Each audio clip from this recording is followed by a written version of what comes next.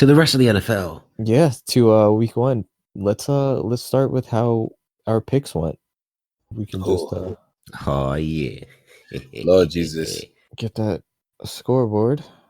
Scoreboard. Oh, so that's how you're rocking. All right, cool. So basically how this week went.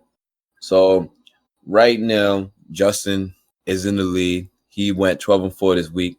After that is John, who went 11-5, and then unfortunately I went 10-6. So I'm this week's loser, but you know the vibes. At the end of the season, I'm gonna have the most wins. I'm telling y'all this right now.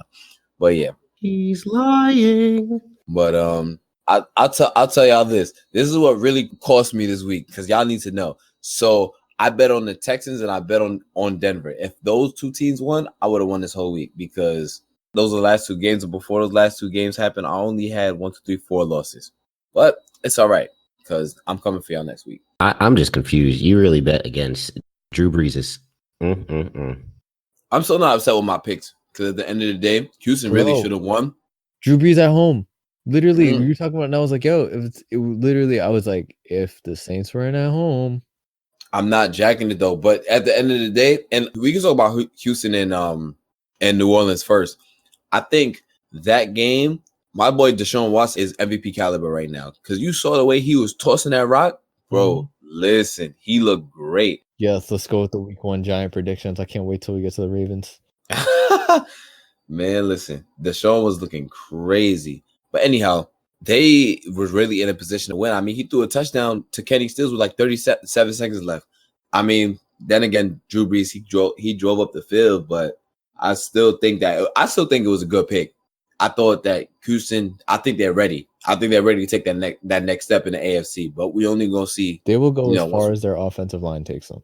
Yeah, that's a fact. And now they got Laramie Tunsil, so that's gonna definitely help out a lot. Hopefully, because it was not a good showing. He was getting rocked. Last night. It was not a good showing. He just got there. It's been like a week. Yeah. But still, just was not a good showing. But he's definitely talented. At the end of the day, it's like if they can't figure out how to make Laramie Tunsil block and work within an offensive line scheme, that's on the coaches. That's not on him because he's talented. He's not a bad old lineman. I agree. Best game by far. But did you guys see my guy D Hops out here body slamming people like it's the WWE? Yikes! Nah, D Hop went crazy, and he went off of me in fantasy. So shout out to you, Mr. Hopkins, because you definitely won me 2 of my leagues. Talking about fantasy, shout out to whoever had Mr. Lamar Jackson. Oh man, and listen, quote unquote, not bad for a running back. Not bad for a running back. Yeah. All y'all who's trying to talk all this shit last year, man's can't pass. Listen, man's had accuracy issues, and that's cool. But don't forget, he had an outdated offensive coordinator in an offense that was for Joe Flacco. So they just went, he definitely doesn't have the gun that Joe Flacco has because Joe Flacco's arm is ridiculous. But let's just never let him pass the ball. Let's only make him pass the ball in situations where it's absolutely necessary, where they know he's going to pass the ball. And you know the thing that I hate the most is that when black quarterbacks like Lamar Jackson, and I'm literally talking about the Lamar Jackson type of black quarterbacks, meaning the ones that are known for running more so than throwing, like when they come into the league, they be like, all right, well, let's make them a running back. Let's make them a wide receiver. They literally did it to Terrell Pryor, man. They did it to homie that played on Michigan. They did it with Brad Smith. The dude that played on Michigan, his name escaping me. He played on Jacksonville for a while. Damn, I'm forgetting his name. But it's really crazy. But Lamar, like I'm glad that the Ravens really saw something in Lamar Jackson, drafted him in the first round because 5 years of control. Yep. Yeah, that's exactly what we needed to help save John Harbaugh's career, which he was in danger. Shout out to our owners, spoke about this before too, for realizing that it really wasn't his fault that they haven't been doing well. And the players love him, like everyone loves him there. Shout out to all the turnover they've done. They've done a really good job in like setting us up for the future. Like the draft picks that we have, Eric DeCosta taking over for Ozzie. Like, bro, Hollywood played like 5 snaps all preseason. And that connection was real. And shout out to Lamar, like again, like it's literally, you hear it and talk about it, like he's here to work. And when he said in the draft, I'm trying to be a Raven for my whole career, I absolutely believe him. Like, absolutely believe him. He doesn't have an agent. He's just a worker, and you showed it. Like, and also another thing, and I was listening to some people talk. I think it was Nate Bros talking about it too, but they were like, "Yo, he came, and everyone criticized him. He proved them wrong. Yes, it's the Dolphins. That's cool, but that doesn't take away from the accuracy of his throws and his decision making." Yeah, I'm not gonna lie. Him and Hollywood, that might be a chill combo, bro. Because literally the whole thing about that was you got to watch out for his run, but if you get the passing up, then it keeps you honest. So you can't just load the box, because if you do, and you got a receiver like Hollywood, like they're just gonna torch you, because not everyone can match up with Hollywood. And you saw it there. Like, yes, the Dolphins are the worst team in the league, but that doesn't take away from the good that was done. I mean, it was just a great overall showing. Defense looked like a Ravens defense. Offense looked amazing. Lots to be excited for. John, I have a question. Yes. How much stock did, this is no disrespect to your team, how much stock, no, seriously, how much stock do you put into it? Like, can you truly evaluate your team and like Lamar Jackson based off of a Dolphins team that, let's be honest, is literally tanking? No, I'm not sitting here going like, yo, we're going to the Super Bowl. This to me is like a fourth preseason game. Fifth. You're right. I like that analogy. And what's the preseason for? It's to give you a preview of the potential that your team has. I'm not mad at that. We're capable of something like this. Most definitely. So yeah, like that's it. It's not as much stock. Like the real games are coming 2 weeks. But we just know that we can do it, and we know that, you know, our floor is a lot higher than last year. Very interested to see what happens with the Ravens this season. And I think it's going to be a very interesting test next week because y'all play the Cardinals. Mm-hmm. Kyler Murray just came off of tying against the Lions. Mm-hmm. And I'll tell you this, Kyler Murray, first 3 quarters, because I was watching the whole game, he did not play very well through the first 3 quarters. He threw like 9 for 25, but he finished the game. Found his footing. Yeah, definitely did. And he looks pretty good. And even though they tied, whatever, they probably should have won the game. Mm-hmm. It's gonna be a good test because that defense isn't really great. So I think Lamar Jackson will end up having another good game. And now that teams know that he can pass, like now they're like, oh shit, like it's there for real. Right. Like, what do you do? Because he didn't run last week, but we know he can run. But like you said last week, y'all 5th preseason game. So I think teams are still going to be like, all right, let's force him into making tougher passes because the Cardinals are a better team. Yeah. So they're gonna prepare for him differently than the Dolphins, who really don't care right now. Yeah, and honestly, like our whole schedule this season is like, I was looking at this shit, bro. After next week, we got the Cardinals. After that is Chiefs, Browns, Steelers, Bengals, Seahawks, Pats. Like, it's a difficult schedule. Like, you know what I mean? So, well, goddamn. Yeah. Yeah. It's literally like after said, like Pats, then it's Bengals again, Texans, Rams, then Niners, and then Bills, Jets, Browns, Steelers. Like, it's literally the first 2 weeks we got to get our footing under us, and then shit gets real. So yeah, like you said, it's just gonna be really interesting to see how the season goes. Hope we rise momentum. I trust our coach, all of our coaches. I trust the team, and yeah, it's just about building that culture back up. The Ravens have a good history of winning, and you know, had a couple down years, and Joe Flacco's gone now, and it really just feels like new life's been blown into the organization again, and it's great. Well, at least one of our teams looks great. It's rough weekend in New York, man. I don't even know who to talk about first. Should the Giants? All right, we knew we was gonna lose, but the Jets, God. Yeah, the Jets first. Yeah. God. So here's the thing, right? What happened let me hear your take on it first, because I was watching this whole game too. So let's. Yeah, so long story short, Jets are the Jets. The Jets are going to jet. That is what they are. That's who they are. I've come to accept this. I've been a Jet fan my whole entire life. I don't expect anything at this point because it just leads to heartbreak. I always said there's 3 things that break my heart the most, right? The New York Jets, Temple Sports, and women. I've kept that, that list. It's been intact. The Nets sometimes creep up in there and replace them. But the Nets have been in that for so long that, they still break my heart though. Anyway, but I mean, hey, the problem with the Jets is we all knew going into the season, it was their secondary. Their secondary was awful. Tremaine Johnson, Garbo. I mean, John Brown. No disrespect to John Brown. I mean, he's a speedster. I liked watching him in Arizona, but he was targeted 8 times. He caught 7 passes on Tremaine Johnson for like 112 yards. Like the pass rating towards him was like 112. Darryl Roberts was also getting cooked. I mean, the front 7 was playing really, really well. I mean, CJ Mosley, I mean, up until he went out with the groin injury, like right at the beginning of the fourth quarter. CJ was so good, bro. CJ was so good, bro. I wouldn't be surprised if he got defensive player of the week because he had 5 before he got hurt. He had 5 tackles, I think 2 tackles for losses, had an interception return for a touchdown, and 2 pass deflections. Like he was doing everything, and saw now that he's in the Jets, you're really gonna see how good CJ is. And yeah, we saw how bad the Jets can be, without him, because the Bills end up going and scoring 17 unanswered points after he exits the game. The offense was brutal. I mean, it's week 1, so I'm not putting too much stock into it. It's going to take time for Sam Darnold to learn a new system. Mm-hmm. He was watching the game very closely, so I know I could tell you.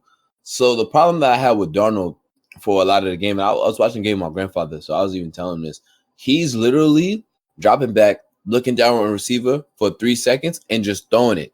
And that's why he has so many deflections. And I'm just like, dang, like, yo, I understand that some of these routes is timer routes, but you got to at least look somebody off, try and keep them guessing.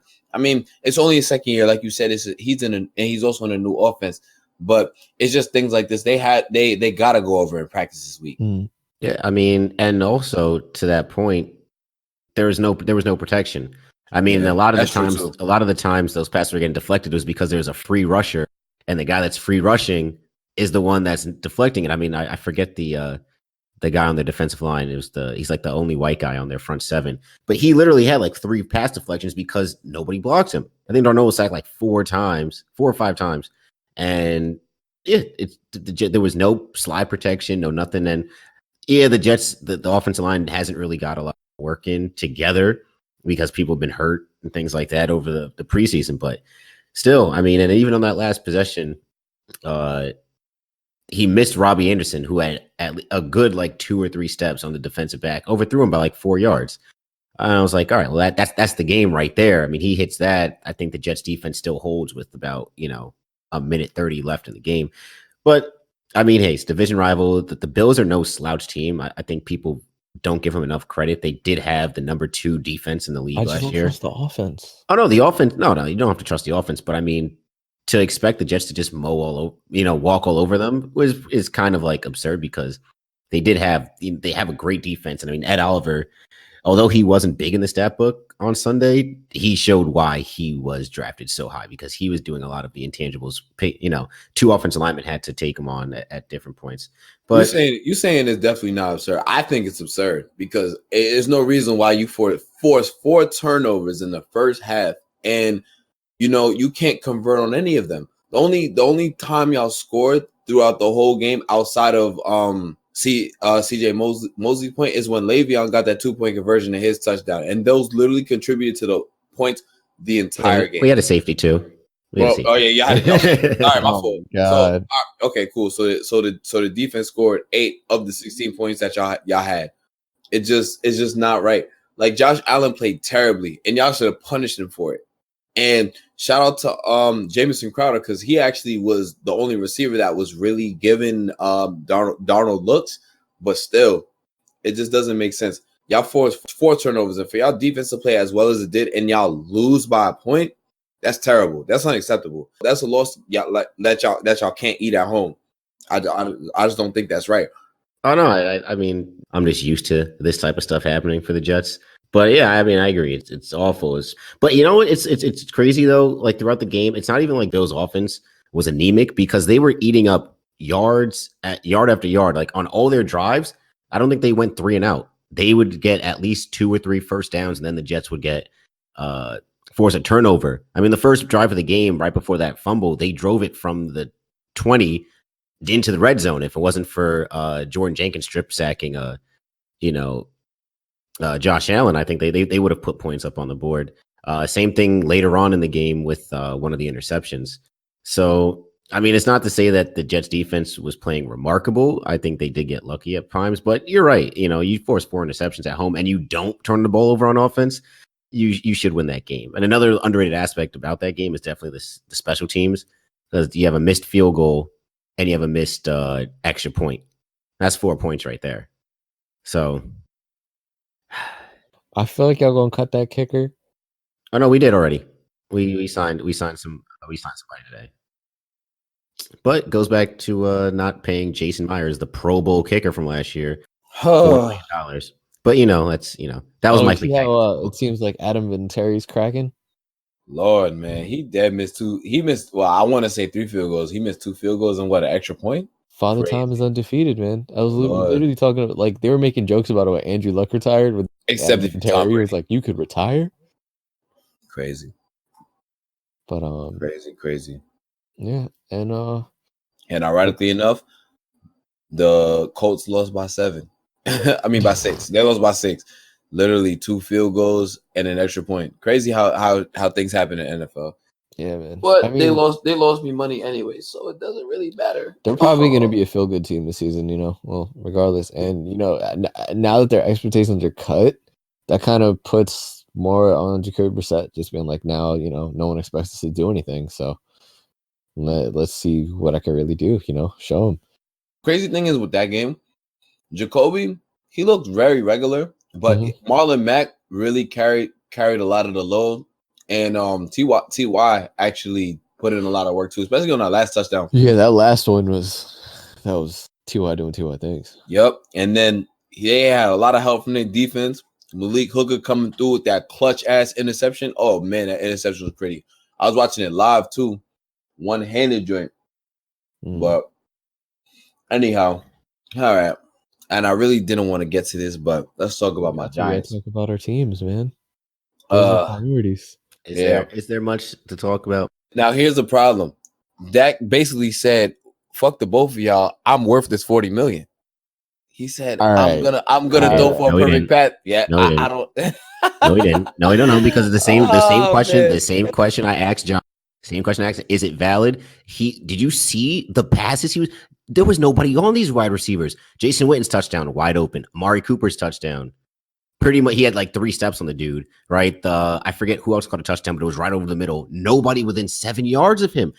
And then Zeke had a rushing touchdown. Like those. Oh, the one to the tight end. Yeah, that was wild. Yeah, there was a ton of these passes that were just wide open. The Giants secondary is awful. This is what I will say about the Giants secondary is, it was a very tough game to watch, especially after the first drive, because the first drive, Saquon broke that big run, and I'm thinking like, all right, whatever, we might, and then we just couldn't cover anybody. Antoine Buffet, he kind of was lacking a little bit at safety. DeAndre Baker, he's a rookie, so I think he's gonna grow into his role. Outside of that, though, the secondary just was not there. They just had a bad game collectively. They couldn't figure out what Kellen Moore and Dak Prescott was doing. But yeah, the one thing I will say, I'll give Kellen Moore and Dak Prescott their credit, because they really tore the defense up. And it's not easy to throw for a perfect passer rating, even against a bad defense. So obviously as a Giants fan, I'm very sad to see that, that we lost. But DeAndre Baker, he's going to grow into his role. The secondary was really non-existent not even outside of, because they all play bad. There wasn't really any highlights from the secondary. I think they're just going to have to play better. They're also playing in a new defensive system, so it's going to take them some time to really adjust to that. But yeah, it was just it was a pretty miserable like loss. Yeah. But like I told JT early in the week, I said I'd rather lose by 30 than lose by 1. That's even though we only lost by 18. At least you're gonna lose one of them. Yeah, but yeah, I can't be mad, because we lost to a team that is on paper better than us, and we lost to a team that is at home. So it's not like it's not like the offense showed like they can do things. Oh yeah, well I mean the offensive line, and that's the next thing I want to get. The offensive line actually is blocking, and They blocked, and what happened? Eli threw for over 300 yards and threw for a touchdown. Wow, look at that! Stop the Eli slander, people. Look at that! Isn't that something? Stop the Eli slander. The greatest thing I heard was someone compared Eric Flowers to a plastic lawn chair. A plastic lawn chair. And even so, I still don't think Eli is that great, but it's just very refreshing seeing him not suck it up. But I still think it's coming once we play a really, really good defense. Because we play the Bears, we play the Bills, we play the Jets. We got good defenses that are coming. So, he's gonna make some mistakes, but I just don't want fans to overreact and just say that we're losing strictly because of Eli. That's it. And I'm looking forward to the rest of the season. Oh, and also the kid got in. Daniel Jones. He played for a drive at the end of the fourth quarter. I mean, that's good. Do. That's it. Yeah, that's it. Get his feet wet. That's it. Get him as much experience as he can because we already know next season this is gonna be his show.